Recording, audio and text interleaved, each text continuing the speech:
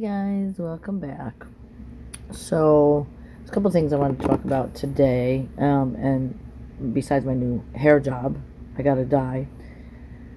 I wanted to show you something, but I also wanted to let you guys know that we're very, very close to our 500 subscriber giveaway. But I also wanted to let you guys know that I've been really, really busy lately. A lot of stuff going on. I was out with Priscilla most of the day today because we were getting her hair done for her wedding, which is in about 2 weeks. Of course, we did stop at Hobby Lobby. Can't not do that when you're out and about. Picked up some more stuff for my art and my making stuff. But I wanted to kind of touch bases a little bit because I think I said it in a video not too far back that I still have yet to give to mine and have him post it. But I wanted to know if people were interested in just all around J&W reptile rescue stuff, not just reptiles, and everything about reptiles and rescuing and stuff like that. And I do want to do the serious videos about that kind of thing and stuff like that. But I wanted to touch base on something else that I think is just as important. And I always try to make my videos fun and happy-go-lucky, but the reason I got into doing rescue is because, and I think this is the reason why me and Martin kind of get along really well, and so do me and Priscilla. I have a mental health disorder, which is it's an anxiety depression disorder. Years and years ago when my son was young, I don't know what happened, and it's hard to explain if you don't feel or go through the same issues, but I had just something in my brain clicked, and I literally couldn't eat, I couldn't sleep. There was a lot of things I couldn't do because of that, and it was very disabling, and I've dealt with it for many years, and there's a lot of times I do go out, and you wouldn't know by some of the videos, but I do go out, and if there's too many people out and I can't deal with it, I have to leave. So does Priscilla. It's called two peoply out here. And that's why I got into rescuing. So one of the reasons why I got into rescuing is because when I first was diagnosed, and I actually couldn't hold a job. I couldn't hold down a job. And I felt bad. Even though I had put into the system, and the money I was collecting for my disability was money that belonged to me, I just felt bad.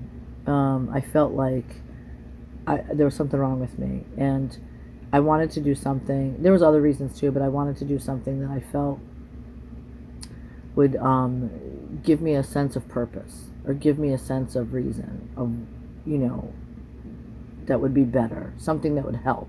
Started rescuing cats and kittens, and kind of moved around and did a little odds and ends of stuff, and did exotics, and started rehabbing and stuff like that. And that's how I kind of got into doing what I do now. And it was because I felt like if I worked my butt off becoming the best rescuer I could be, or the best rehabber I could be, or try to learn whatever I could, it justified me getting a disability check. It was like getting paid without getting paid. And it made me sometimes, not all the time, but sometimes feel better about getting disability. And I didn't want to be one of those people that was on disability and just laying around the house and doing nothing and collecting money. I wanted to be productive, and I wanted to justify in my mind that I was getting my money for, because I was doing good. It may not make sense to you, and it may not be, I don't even know how to explain it. It just may not make any sense to anybody, but it made sense to me in my brain, and still does make sense to me in my brain. Am I the best rescuer out there? Are me and my husband, do we always do the right thing? Do we make mistakes? Yes. There's other rescuers out there I definitely, not only network with, but recommend them highly. I've noticed as I get older that sometimes I don't remember how I did things when I was younger, especially doing my paperwork and stuff like that. I don't know how I ever got through it, but it's hard to explain, but there's a lot that goes into rescue, and it takes a lot of you physically and mentally. So you would think that I wouldn't get into something like that due to the fact that I was having some issues, but it did show me the way, and I'm still learning. Again, I've said it many times before on here that what works for us may not work for everybody. We do what works for us. I'm not always right with things, and if I need help, I am definitely not afraid to ask for it from other people that may know better. So anyway, I just wanted to touch base on that because I think it's important that people kind of our J&W Reptile Rescue YouTube channel and our Facebook pages, and Joe actually does the Instagram, and he's on everything a lot more than I am, and I apologize. On a serious note, I apologize if maybe I don't put out as much content as I should or whatever the case is, but I have a huge workload, and I do a lot of stuff. And it's not easy, honestly. It's not easy to try to do that and then sit down and videotape and remember, or try to make it even short for that matter, and get to the point. And I know there's a lot of other pages out there that designate on just reptile ownership and the do's and don'ts and this and that. And we're going to do that, and we have done that, and I want to continue to do that. But I don't want it to just be about that. I want to invite you guys in as much as we are here, right? Like I'm not going to invite you in every single second of the day, but I want to invite you guys in and kind of give you a little idea of some of the other stuff that we do, or especially me, other stuff that I do. I know it's J&W, but I know you see me more than Joe.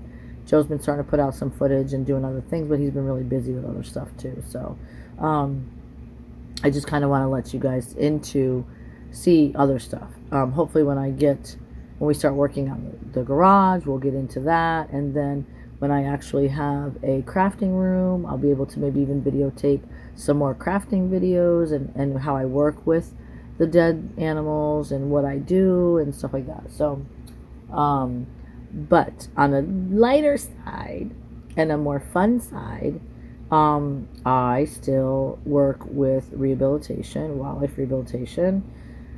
And we transfer and we bring animals. We have people, if we're local, bring them to us, and then we transfer them. Some of them get re-released, some of them go into programs. So I wanted to touch bases on this. I have something sleeping here. These are one of my favorite rehab animals. In fact, I have to go feed the one that lives in my yard to shut my things, but I gotta get a heat pad because this little girl's gonna need a heat pad. She's sleeping, but I know you can see her ears. Let me hang on. She fell asleep in my hand. There we go.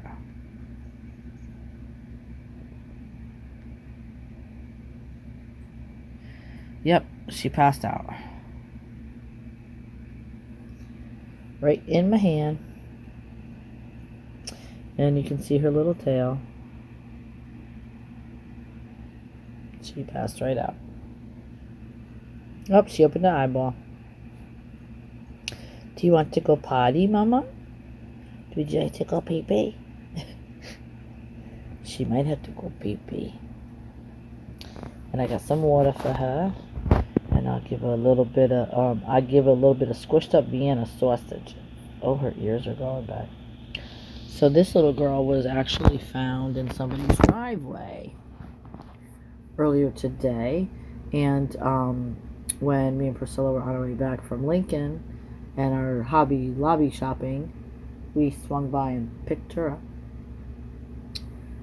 So this cute little sweet thing. So this is obviously a baby opossum, and the greatest thing about these little creatures. So these little creatures are marsupials. So the little females actually have their pouches. They have little pouches where they carry their babies. These guys are pregnant for 13 days, and can have up to 13 babies. And the problem is that they actually hold on to a nipple inside the pouch. When they're old enough, when they start getting like this size, they start coming out of the pouch and holding on to mom. The problem with that is when mom is moseying on down the road with a bunch of babies on her back, I love her breeze, they can fall off. They don't go back for them. Okay, guys, so opossums do not go back for their babies and go, oops, I lost one. They just keep on going, and then the babies are left. So if you find one this tiny that actually fits in your hand like this, sorry about the boo-boo on my finger, literally fits in your hand. Ouch, Casper. Sorry, that's Casper. Literally fits in your hand. They are too small to be away from the mom. So they need to be rehabbed. If their bodies, if their entire body fits in your hand, and then their tail is out of your hand, and they're kind of like bulging over a little bit, they are perfectly fine to be on their own. They only, once they get that size, they're good to go. They actually can survive on their own. They're babies still, but they are not technically babies anymore because these guys only live 3 to 4 years. They're marsupial, but they are kind of considered rodent. So they have the lifespan of a rodent, which is 3 to 4 years. When you see them, and believe it or not, I learned some of this from another organization, and you can go check her out, called Safari Encounters. I learned more about opossums I donated one to her, and had learned some more information from her about them, other than just rehabbing. So, these guys actually kill ticks and stuff, and they're really good for the environment. They do not carry rabies because of their temperature, their body temperatures. But they actually, when they're like 3 years old, 3 years old, and you see them on the road and they look like they're losing hair and they look like they're sick and ill, they're just old. They really aren't sick or ill, and they can be out during the daytime. It's not because they have rabies, because they can't have rabies, but it's just because they're out and about, because they don't really see very well. They are nocturnal. They do normally come out more at night, but they can't see very well. I've also learned, which I did not know, that everybody talks about when they play possum and play dead, it's not because they actually do that. It's because they get scared and nervous and they faint. And then they secrete this really nasty, like green poopish stuff that makes them smell like they've been dead for days, so that people won't eat them, or things won't eat them, other predators won't eat them. So that was something I learned. So anyway, so these guys are super cute and adorable. They are not pets, although some states they can be, but they are not pets. But they definitely, people get nervous or scared of them because of their big teeth and the way that they look. But they are super duper cute. They're extremely sweet. They really don't want to hurt you. They're defensive when they're older. They, open their teeth as a defense because they're scared. They are definitely not like a mama raccoon that would chase you to save her babies. These guys would rather run.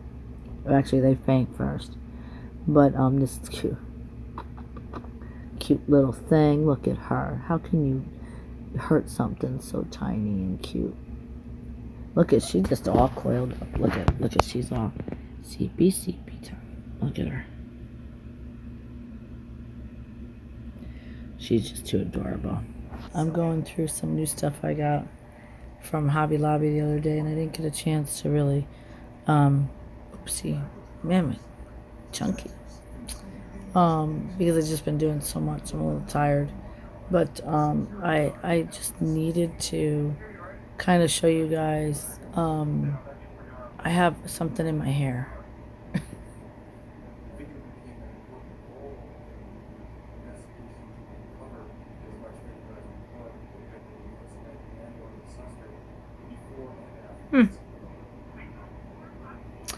Yep. She's moving around all back there. I don't know. Oh, there she is. I think that's where she's going to stay.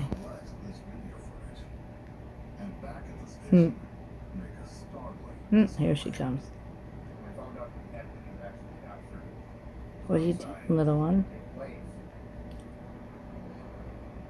What you doing? What are you doing? She climbs all in my hair all back there. It's kind of funny. And tickles. There she goes. She's going to go back. No. Yep, there she goes. There's her little tail. Alright, well, I'm going to end that. Just wanted to show you. I have a little parasite. I don't think you can't climb down now. No, no, no. You must climb up. No climbing down. She's like, I want to go that way. Alright, guys. I'm signing off. See ya later. Doop doop.